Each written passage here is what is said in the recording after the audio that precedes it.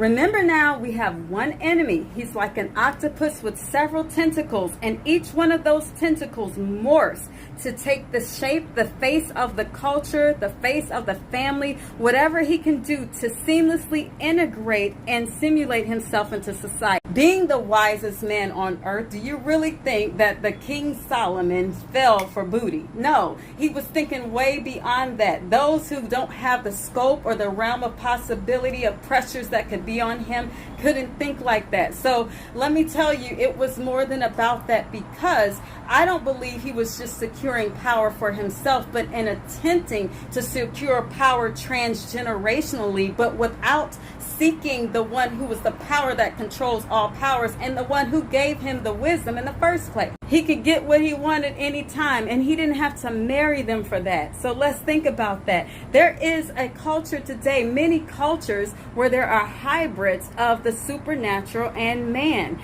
And I'm not sure if it's true as it relates to the people of Japan, but as far as their national flag with the red dot on the white background, the red dot represents the land of the rising sun. That's based upon a sun goddess who had sex with a man, created hybrids, and they believe that every emperor on their throne up until today is in that line, that generation of supernatural hybrids. That's why they're able to be on that throne.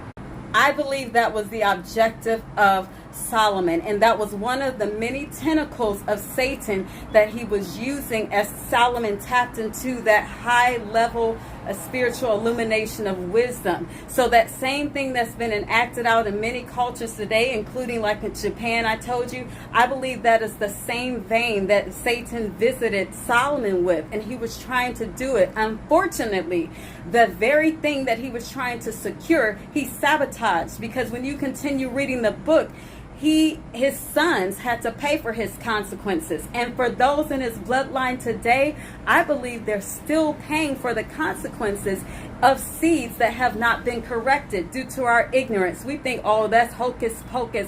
There's no such thing as bloodline curses. So they continue perpetually.